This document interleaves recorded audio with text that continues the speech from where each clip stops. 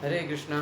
तो बहुत बहुत स्वागत है आज के हमारे सेशन में। और आज हम चर्चा कर रहे हैं चैतन्य महाप्रभु के शिक्षामृत को, जो यहाँ तक हमने कल चर्चा किया था उससे आगे, तो भाग 2।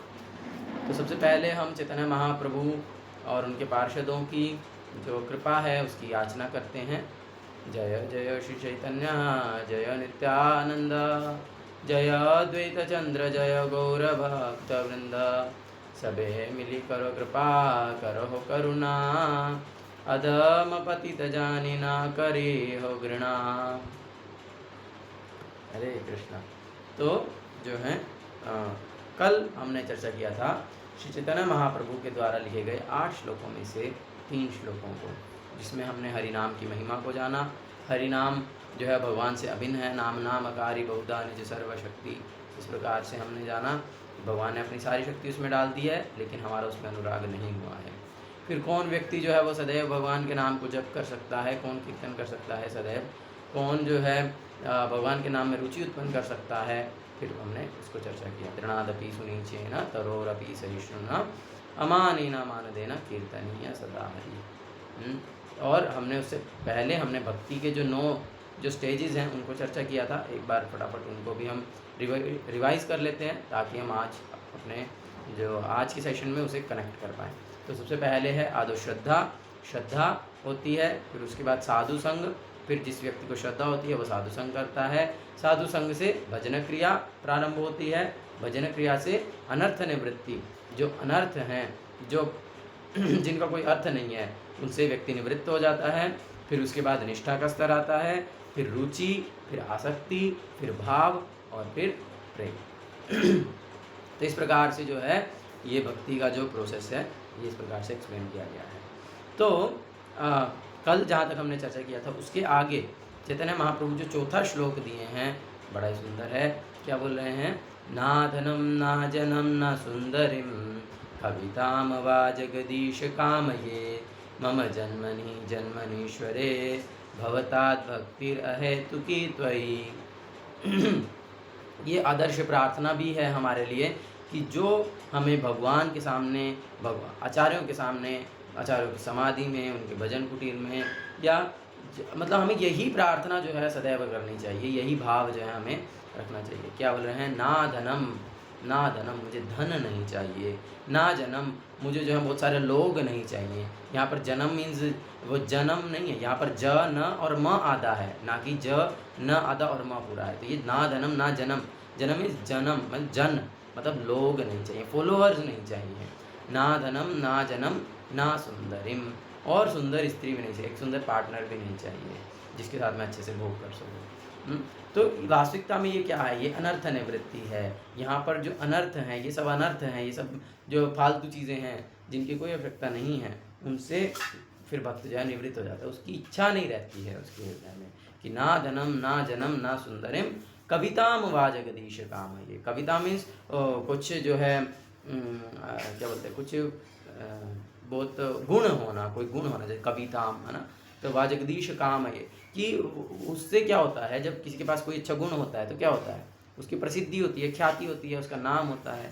तो चेतन यहाँ पर बता रहे हैं ना कविताम वा जगदीश काम है, वो भी नहीं चाहिए। यानी ना तो मुझे धन चाहिए, ना फॉलोअर्स चाहिए, ना एक ब्यूटीफुल पार्टनर चाहिए, और ना ही फेम चाहिए, ना ही मुझे अपना ऐश्वर्य ख्याति करनी है।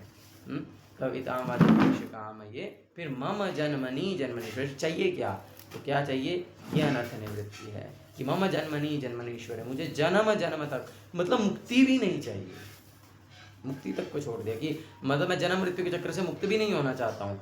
मैं क्या चाहता हूँ? बस मम जन्मनि जन्मनीश्वर, मैं जो भी जन्म लूँ, जो ऐसा भी जन्म लूँ, मम जन्मनि जन्मनीश्वरे भवताद भक्ति अहेतुकी त्वयि, कि मैं जो है आपकी अहेतुकी, बिना कारण के, इसी प्रकार से जो है ये इसमें सारे कारण हटा दिए ना, तो बिना हेतु के, बिना कारण के, बिना किसी मोटिवेशन के जो है मैं आपकी भक्ति में, सेवा में लगा रहूँ।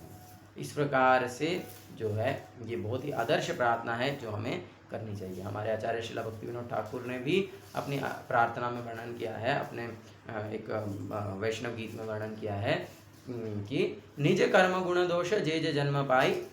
इस प्रकार से ये है, प्रभु तव पद युगे मोरा निवेदन, कि हे भगवान मैं आपके चरणों में निवेदन करता हूँ क्या, ना ही मांगी देह सुख विद्या धन जन, कि मुझे ना तो इस देह का सुख चाहिए, ना विद्या चाहिए, ना धन चाहिए, ना जन चाहिए।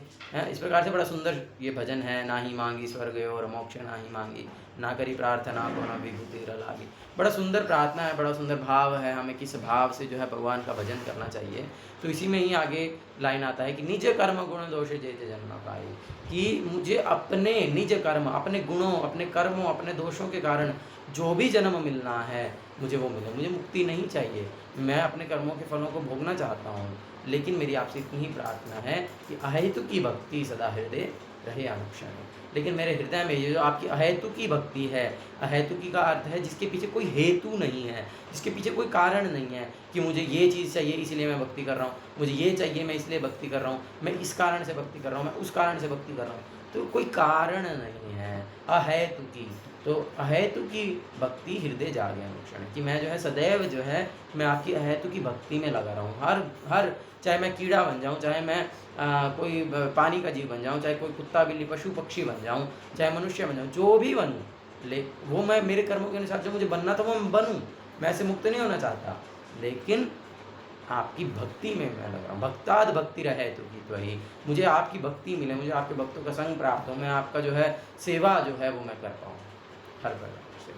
तो ये जो है आदर्श प्रार्थना है, ये शुद्ध भक्ति की प्रार्थना है, ये हमें प्रार्थना करना चाहिए। और इसका अगला श्लोक बड़ा ही सुंदर है। अयि नंद तनुज किंकरम पतितम माम विषमे भवाम्बुधो कृपया तव पाद पंकजम सितधूलि स्थितधूलि दृशमविचिन्तया। क्या बोल रहे हैं? अयि नंद तनुज, हे जो नंद तनुज, नंद तनु, नंद मतलब नंद महाराज, उनके तनु मतलब शरीर, तनुज मतलब जो उनके शरीर से संबंधित हैं, यानी जो नंद महाराज के पुत्र हैं। तो भगवान कृष्ण का एक नाम है अयि नंद तनुज। तो अयि नंद तनुज, हे नंद तनुज, हे नंद महाराज के पुत्र श्री कृष्ण, अयि नंद तनुज, अयि नंद तनुज किंकरम पतितम माम, कि मैं क्या हूँ, मैं किंकर हूँ, पत्थर के समान। क्या किंकर, किंकरी बोलते हैं ना, मतलब बहुत तुच्छ हूँ। किंकरम पतितम, और बहुत गिरा हुआ हूँ, बहुत पतित हूँ। किंकरम पतितम माम, और अयि नंद तनुज किंकरम पतितम माम विषमे भवाम्बुधो। भवाम्बुधो, भवाम्बुधो मैंने एक्सप्लेन किया था ना, भवाम्बुध। अब आम्बुध का अर्थ भी एक्सप्लेन किया था और भव का अर्थ भी एक्सप्लेन किया था। तो कोई बता सकते हैं भवाम्बुध का क्या अर्थ है?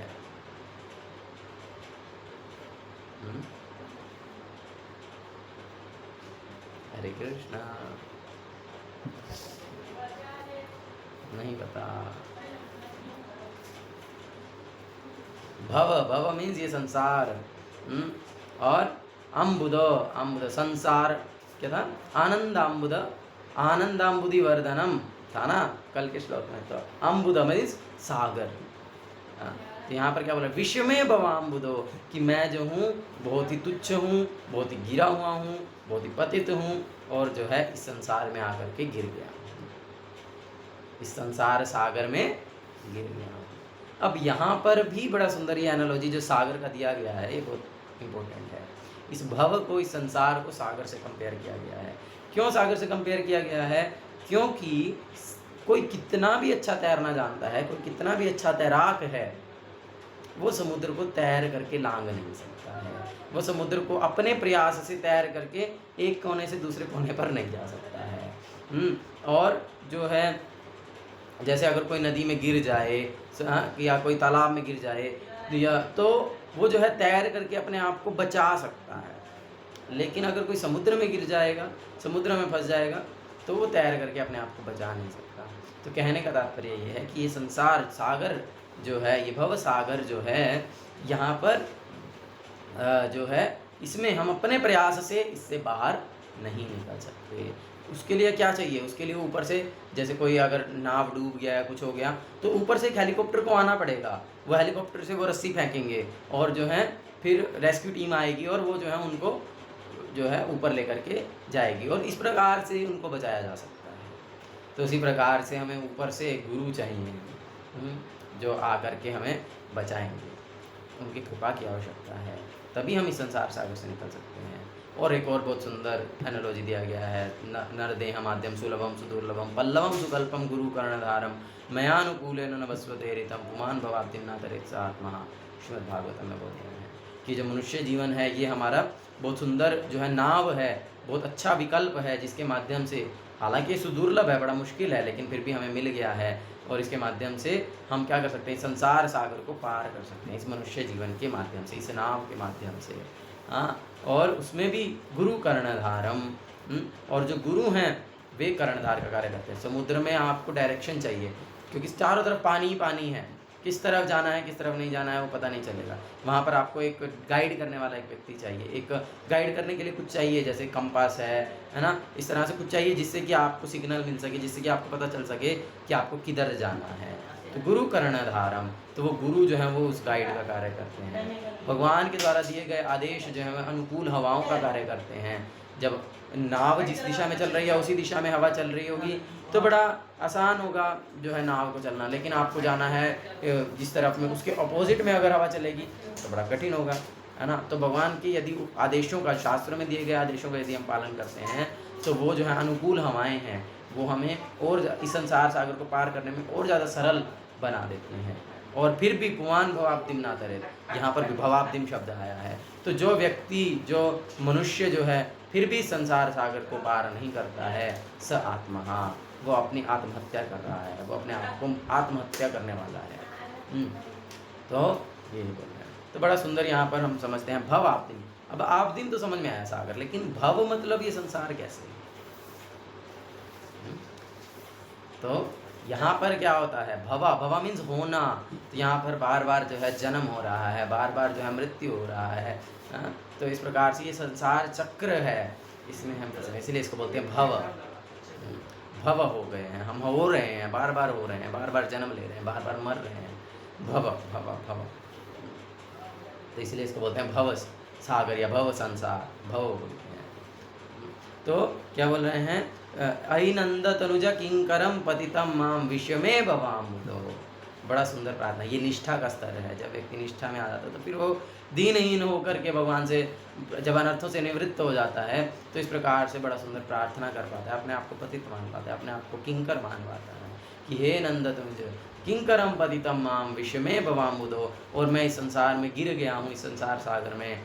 तो क्या कीजिए, कृपा करके तव पाद पंकजम, तब आपके पाद चरणों के पंकजम, जो कि कमल के समान हैं। भगवान की हर चीज़ को कमल के फूल से कंपेयर किया जाता है ना। नमस्ते पंकजनाभाय, नमस्ते पंकजांग्रये, नमस्ते पंकज नेत्राय, ऐसे करके श्लोक है ना कुंती महारानी का, एग्जैक्टली कंप्लीटली मुझे याद नहीं। तो पंकज, हर चीज़ को भगवान के पंकज यानी कमल से जो है कंपेयर किया गया। अरविंदाक्ष, कमल लोचन, हाँ, इस प्रकार से अरविंद नाभा, बहुत सारी जगह पर हम देखते हैं भगवान के इस प्रकार से वर्णन हुआ है। तो कृपया तव पाद पंकजम, तो आप जो है कृपा करके अपने जो कमल जैसे चरण हैं उससे क्या कीजिए, तव पाद पंकजम स्थित धूली दृश्यम अभिचिंतया, तो जो उसकी धूली है, अपने पाँव की जो धूली है वो मुझे प्रदान कीजिए, जिससे कि मैं जो हूँ इस संसार सागर से मुक्त हो सकूँ, इस संसार सागर से निकल सकूँ, ऐसा कृपा कीजिए। तो ये बड़ा सुंदर प्रार्थना है, ये भी हमें प्रार्थना करना चाहिए। फिर उसके बाद बोल रहे हैं अभिचिंतया नयनम गलदश्रुधारया वदनम गदगद हृदया गिरा पुलकैर्निचितं वपुकदा तव नाम ग्रहणे भविष्यति। तो उसके बाद फिर ये रुचि आसक्ति का जो स्टेज है, फिर उसमें क्या होता है, उसमें फिर नयनम गलदश्रुधारया, फिर जो नयन हैं, जो आँखें हैं, वे गलदश्रुधारया, अश्रुओं की धाराएं बहने लगती हैं फिर भगवान के लिए। फिर भगवान में इतना रुचि हो गया, भगवान से इतना आसक्ति हो गया, वो दिव्य भाव जो है प्रकट होने लगे हैं। तो फिर जो है फिर भगवान के विरह में जो भक्त है वो सदैव जो है अश्रुओं की धाराएं बहाता रहता है। नयनम गलदश्रुधारया वदनम गदगद हृदया गिरा, और जो गला है वो रुंध गया है। जब बहुत कोई भाव से व्याकुल हो जाता है कोई व्यक्ति, तो फिर जो है उसका गला रुंध जाता है, फिर वो बोल नहीं पाता है ना। जब बहुत अधिक रोते हैं तो फिर बोल नहीं पाता है। तो इसीलिए जो है जो गला है फिर रुंध जाता है। तो ये स्तर आ गया अभी कि नयनम गलद अश्रुधारया वदनम गद गद हृदया गिरा, कि आंखों से अविरल अश्रुधारा प्रवाहित हो रही है और जो है गला रुंध गया है। नयनम गलद अश्रुधारया वदनम गद गद हृदया गिरा पुलकैर निचितम वपु कदा तव नाम ग्रहणे भविष्यति। आपका नाम सुनने से ही, आपका दर्शन करने से ही, है केवल मात्र भगवान का स्मरण आने से ही जो है इस प्रकार के दिव्य लक्षण प्रकट होने लगते हैं। और जो है हमें इस प्रकार से ये भी प्रार्थना है कि हम कब हमारा वो दिन आएगा कि जब हम भगवान का नाम सुनते ही जो है हमारे आंखों से अविरल अश्रुधारा बहने लगेगी, हमारा गला रुंध जाएगा और हम जो है भगवान के विरह में एकदम पागल हो जाएंगे। कब जो है वो समय जो है हमारे जीवन में आएगा, इस प्रकार से हमको प्रार्थना करनी चाहिए। फिर युगायितम निमेषेण चक्षुषा प्रावशायितम शून्यायितम जगत सर्वम गोविंदम विरहेण में। युगायितम जो युग है ना, जैसे कलयुग है, द्वापर युग है, त्रेता युग है, सतयुग है, और इन सबको मिला करके एक महायुग बनता है, एक युग बनता है। तो युगायितम निमेषेण, निमेषेण एक क्षण भी जो है आपके विरह में कैसा लगने लगा है, युग के समान लगने लगा है। तो कब जो है हमारा ऐसा दिन होगा कि भगवान के विरह में एक एक क्षण हमें जो है, एक एक सेकंड भी नहीं, एक एक क्षण जो है वो एक युग के समान लगने लगेगा। युगायितम निमेषेण चक्षुषा प्रावशायितम, जब आपका दर्शन नहीं होगा तो जो है वो शून्य लगने लगेगा। शून्यायितम जगत सर्वम गोविंद विरहेण में, जो पूरा जगत है वो शून्य लगने लगेगा गोविंद के विरह में। कि अगर कहीं पर गोविंद नहीं है, अगर किसी बात में गोविंद की बात नहीं है, अगर कहीं पर गोविंद का किसी जगह पर गोविंद के लिए कोई स्थान नहीं है, गोविंद किसी लोगों के हृदय में गोविंद के लिए कोई श्रद्धा नहीं है, सब शून्य है, वास्तविकता में सब शून्य है। तो वो हम उसको अनुभव कर पाएंगे कि ये संसार जो है, ये जगत पूरा शून्य है गोविंद के विरह में, यदि उसमें गोविंद नहीं है। जैसे एक बहुत सुंदर कथा है ना, जब हनुमान जी को जब सीता माता ने एक मोतियों की माला उपहार स्वरूप दी, तो हनुमान जी ने बोला कि क्या इन मोतियों में मेरे राम हैं? हाँ, तो जो है तो इस प्रकार से फिर हुआ कि भाई अच्छा तुम इतना बोल रहे हो कि इन मोतियों में राम है, क्या तुम्हारे अंदर राम है? तो फिर वो इस प्रकार से सीना चीर करके दिखा दिया ना कि हाँ देखो मेरे हृदय में हनुमान है, राम जी हैं। तो इस प्रकार से मतलब कहने का है कि देखो उनका क्या भाव है कि जिस चीज़ में राम नहीं है उस चीज़ का कोई वैल्यू नहीं है, वो शून्य है। तोड़ दिया उस मोतियों की माला को बिखेर करके फेंक दिया। तो शून्यायितम जगत सर्वम गोविंदम विरहेण में, कि गोविंद के विरह में ये जो पूरा जगत है ये शून्य है। ये भाव हमें जो है ये सहज रूप से नहीं होता, ये सहजिया भाव नहीं है। जो लोग सहजिया हैं वे इस भाव को जो है कभी भी ग्रहण नहीं करते हैं, केवल थोड़ा सा शो ऑफ करते हैं कभी कभी, बीच बीच में उनको भावावेश आता है और फिर उसके बाद शांत हो जाते हैं, फिर ठंडे हो जाते हैं, फिर भौतिक कार्य करने लगते हैं। तो इसीलिए हमें भगवान से प्रार्थना करना चाहिए कि वास्तविक भाव जो है ये कब मेरे हृदय में प्रकट होगा, कब जो है मैं आपके विरह में जो है ये शून्य लगने लगेगा ये संसार। इस प्रकार शून्यायितम जगत सर्वं गोविंदम विरहेण। और फिर क्या है, अभी अंतिम श्लोक 8वां श्लोक है, जो प्रेम है, प्रेम की पराकाष्ठा है, उसको दिखाता है। वास्तविकता में क्या जो है एक मतलब अल्टीमेटली क्या है, प्रयोजन क्या है, तो वह आशिशलस्य वा पादरताम अपि नष्टुमाम अदर्शनान आशिशलस्य वा पादरताम अपि नष्टुमाम अदर्शनान मर्हताम करोतु वा यथा तथा वा विदधातु लंपटो मत प्राणनाथस्तु स एव नापरा। आशीषलस्य वा पादरताम अपि नष्टुमाम अदर्शनान मर्हताम करोतु वा। आप यदि चाहें, जैसे हम प्रार्थना बोलते ना, जो हमने मॉर्निंग प्रेयर चर्चा किया, यदि आप चाहें तो ये है, यदि आप चाहें तो आप मेरा प्रगाढ़ आलिंगन कर लें, हैं, और यदि आप चाहें तो अदर्शनान मर्हताम करोतु वा, मुझे अपना दर्शन भी मत दें। चाहे तो आप मुझे जो है इतना प्रेम दें कि मुझे अपने गले से लगा लें, आप आलिंगन कर लें, अपने शरीर का स्पर्श दे दें, या फिर आप जो है यदि आप चाहें तो मुझे दर्शन तक ना दें, मुझे ठुकरा दें, जो है यथा तथा वा विदधातु लंपटो। जैसे आप मुझे रखना चाहते हैं मैं वैसे रहने के लिए सज्ज हूँ, वैसे रहने के लिए तैयार हूँ। मैं तो लंपट हूँ, मैं तो मूर्ख हूँ, मैं तो पतित हूँ, लंपटो, तो मूर्ख हूँ, मैं कुछ नहीं जानता। तो यथा तथा विदधातु लंपटो, जिस स्थिति में आप रखना चाहते हैं आप मुझे उस स्थिति में रखिए, लेकिन मत प्राणनाथस्तु सएव नापरा, आप ही मेरे सदैव प्राण रहेंगे, मैं सदैव आपको समर्पित रहूँगा, आपकी सेवा में लगा रहूँगा, सदैव जो है आप ही मेरे प्राण रहेंगे, आप ही मेरे जीवन रहेंगे। ये जो है ये प्रेम है, ये जो है वास्तविकता में, जहाँ पर स्वार्थ नहीं है, जहाँ पर अपना कुछ पर्सनल मोटिव नहीं है, जहाँ पर केवल और केवल सामने वाले की या भगवान की, मतलब प्रेम करने के योग्य भगवान गुरु हैं, भगवान और भगवान के प्रतिनिधि, तो उनकी जो है केवल उनकी संतुष्टि, केवल उनका प्रेम, केवल उनकी सेवा, अपने लिए कोई चीज़ नहीं, अपने लिए कोई स्वार्थ नहीं है। बोले ना धनम ना जन्म ना सुंदरी, हाँ, मुक्ति भी नहीं चाहिए, नाम भी नहीं चाहिए, धन भी नहीं चाहिए, जन भी नहीं चाहिए, हाँ, सुंदरी भी नहीं चाहिए, कुछ भी नहीं चाहिए। तो वास्तविकता में तो इस प्रकार से ये जो है ये प्रेम है कि आशीषलश्यवा पादरताम पिनष्टुमा अदर्शनानमर्हताम करो दुआ।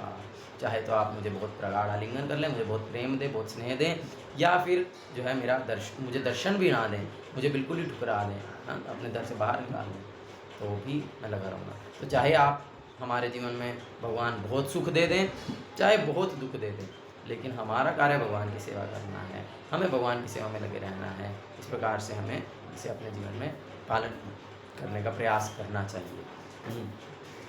तो ये हमें इस प्रकार से बनना है। तो यहाँ पर ये जो चैतन्य महाप्रभु का जो शिक्षा है वो पूर्ण होता है। तो ये प्रेम का पराकाष्ठा तक चैतन्य महाप्रभु हैं। वास्तविकता में तो ये 8वें श्लोक शुद्ध भक्ति के हैं, शुद्ध भक्ति से संबंधित हैं, और शुद्ध भक्ति ही हमको दे रहे हैं कि उसमें जो है ये जो जो विभिन्न स्तर हैं भक्ति के, उनको माध्यम से हमने समझने का प्रयास किया है। जनरली ऐसा होता है ना कि लोग सोचते हैं कि भाई ये तो भक्ति कर रहा है, अब तो इसके जीवन में कोई कष्ट नहीं होना चाहिए। तुम तो मुझे बोलते थे जब मैं घर में था, तो अड़ोसी पड़ोसी बोलते थे, अरे अब तो तू भक्त बन गया, अब तो तू साधु बन गया, जो है तेरी बीमारी अब तक ठीक नहीं हुई है। तो मूर्ख लोग हैं, पता नहीं है। हम भक्ति इसलिए थोड़ी कर रहे हैं कि हमारा बीमारी ठीक हो जाए, हम भक्ति इसलिए कर रहे हैं ताकि हम भगवान को संतुष्ट कर सकें। इस प्रकार से हमको भाव विकसित करना चाहिए। हाँ, तो बीमारी को ठीक करने के लिए थोड़ी हम भक्ति कर रहे हैं, या मेरे जीवन में कोई समस्या है उसको ठीक करने के लिए थोड़ी हम भक्ति कर रहे हैं। ये भक्ति है नहीं। भक्ति तो यही है जो ये लास्ट श्लोक में हमने चर्चा किया, जिसको शिला रूप गोस्वामी ने वर्णन किया है, अन्याभिलाषिता शून्यम ज्ञान कर्माद्यनावृतम आनुकूल्येन कृष्णानुशीलनम भक्ति रूपम। तो जो वास्तविकता में जो भक्ति है वो तो ये है, अन्याभिलाषिता शून्यम, सभी अभिलाषाओं से शून्य होना है। कोई अभिलाषा नहीं, केवल और केवल कल तो हमने चर्चा किया अभिलाषाओं से मुक्त तो हो ही नहीं सकते हैं, इच्छाएं तो हमारे हृदय में रहेंगी हमेशा ही। तो वो क्या अभिलाषा, मतलब भगवान की सेवा की अभिलाषा को छोड़ करके, भगवान से संबंधित इच्छा को छोड़ करके बाकी सभी अभिलाषाओं से हमको मुक्त होना होगा, तो भक्ति है, तब उसको भक्ति कहा जाएगा। नहीं तो भक्ति नहीं है, वो कर्म कांड है या सकाम कर्म है, या वो केवल कर्म योग हो सकता है, लेकिन वो भक्ति योग नहीं। भक्ति योग में वो निस्वार्थ है, यहाँ पर हमारा अपना कोई स्वार्थ नहीं, हमारी कोई अपनी इच्छा नहीं है, केवल और केवल भगवान को सेवा करने की इच्छा। वो हमने आज के अपने सेशन में चर्चा किया है कि कोई भी इच्छा नहीं, इवन मुक्ति तक की इच्छा नहीं है। जैसे हम अभी हम बोलते हैं कि हम भक्ति कर रहे हैं ताकि हम जन्म मृत्यु के चक्कर से मुक्त हो सकें, ताकि जो है हम भगवान के धाम में जा सकें, वहाँ पर इटरनली भगवान की सेवा कर सकें। ऑफ कोर्स ये हमारी बद्ध अवस्था में प्रारंभिक स्तर पर हमको इस प्रकार से प्रार्थना करनी ही चाहिए और इस प्रकार से हमको भाव रखना ही चाहिए, लेकिन वास्तविकता में जैसे जैसे हम प्रगति करते हैं तो हमें इस भाव में जाना है, इस भाव को जो है स्वीकार करना है कि ठीक है, चाहे मुझे फिर से मेरा मुक्त होना मेरा उद्देश्य नहीं है, मैं भक्ति इसलिए नहीं कर रहा हूँ मैं मुक्त हो जाऊँ ये। और ऑफकोर्स ये धीरे धीरे ही होता है, जब हम भक्ति करके कुछ प्रगति करते हैं तब हम समझ पाते हैं कि भाई हाँ, जो है भक्ति करने का एकमात्र उद्देश्य भगवान को संतुष्ट करना है, भगवान की सेवा करना है बस। और चाहे अब मैं यहाँ रहूँ, चाहे मैं भगवान के धाम में रहूँ, मुझे भगवान की सेवा करनी है और वो मैं करता रहूँगा, तो कोई अंतर ही नहीं है। तो इस प्रकार से वो भगवान जो भगवान का शुद्ध भक्त है तो भगवान के धाम में भी जाना नहीं चाहता है, वो मुक्ति भी नहीं चाहता है। तो अन्याभिलाषिता शून्यम, कोई अपने लिए कोई अपना स्वार्थ नहीं है, कोई अपनी इच्छा नहीं है कि यहाँ पे मैं रह रहा हूँ तो यहाँ पे मेरे को जन्म मृत्यु जरा व्याधि का कष्ट हो रहा है और भगवान के धाम में चला जाऊँगा तो ये कष्ट नहीं होंगे। जनरली हम प्रारंभिक स्तर पर इसी प्रकार से ही प्रचार करते हैं, यही बताया जाता है, क्योंकि हम कष्टों से मुक्ति चाहते हैं। लेकिन भक्ति में प्रगति करने से फिर व्यक्ति को समझ में आता है, फिर भक्त को समझ में आता है कि भैया कष्टों से मुक्त होना मेरे जीवन का उद्देश्य नहीं है, वास्तविकता में मेरे जीवन का उद्देश्य है भगवान की सेवा, और वो मैं कर रहा हूँ बस। उसमें जब तक हम दृढ़तापूर्वक भगवान की सेवा में नहीं लगेंगे, तब तक हमें यही भाव रखना चाहिए कि जो है मुझे भगवान के धाम जाना है और इस जन्म मृत्यु जरा व्याधि चक्र से मुक्त होना है। क्योंकि यहाँ पर हम हमेशा गिरे रहेंगे, यहाँ पर हम हमेशा जो है माया जो है बहुत प्रबल है, वो हमें भगवान की सेवा नहीं करने देगी, और हम जो है माया की सेवा में ही सदैव लगे रहेंगे। तो इसीलिए भगवान के धाम में जाने की हमको इच्छा जो है उसको अपने हृदय में सदैव रखना है। तो यहाँ पर मैंने जो ये मिसकंसेप्शन है या ये प्रश्न हो सकता था उसको भी ऑलरेडी एड्रेस कर दिया है। और ठीक है, और किसी का कुछ प्रश्न है तो बोल सकते हैं, जो आज चर्चा किया उससे संबंधित। निशांत प्रभु सब क्लियर है?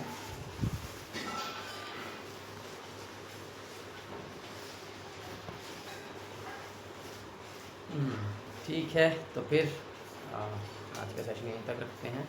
अच्छा हाँ, एक बहुत इम्पोर्टेंट बात है, एक लेक्चर में मैं सुन रहा था तो गुरु महाराज बताए कि हर रोज़ जो है मंगला आरती के बाद, मतलब मंगला आरती मतलब तुलसी आरती तक, मंगला आरती, नरसिंह आरती, तुलसी आरती के बाद हर रोज़ जो है सभी भक्तों को जो है ये चैतन्य शिक्षाष्टकम का पाठ करना चाहिए। जो 8 प्रेयर्स हैं चैतन्य महाप्रभु के द्वारा दी गई, इसको हमको स्मरण करना चाहिए। इस ये जो इसका अर्थ है, भावार्थ है, इनको स्मरण करना चाहिए और हार्दिक रूप से भगवान से प्रार्थना करते हुए जो है इन श्लोकों का हमें हर रोज़ पाठ करना चाहिए सुबह सुबह। और जो है 10 नाम अपराध भी हर रोज़ उसके बाद बोलने चाहिए। तो इस गुरु महाराज एक लेक्चर में बता रहे थे, तो इसको हमको अवॉइड नहीं करना है, इसको हमको छोड़ना नहीं है, ये हमको अवश्य ही हर रोज़ बोलने चाहिए। इसलिए बहुत ही इम्पोर्टेंट है, और जो है ये पूरा भक्ति तत्व का सार है, भक्ति जो गुह्य तत्व है उसका एसेंस है। तो इसीलिए इसको हमें हर रोज़ स्मरण करना चाहिए, हर रोज़ बोलना चाहिए, याद रखना चाहिए और इसके भाव को अपने जीवन में ग्रहण करना चाहिए। ठीक है, हरे कृष्णा कृष्ण कृष्ण हरे हरे, हरे राम राम राम हरे हरे। जय श्रीमन चैतन्य महाप्रभु की जय, श्रील प्रभुपाद की जय, सुख स्वामी गुरु महाराज की जय, निताय गौर प्रेमानंदे हरि।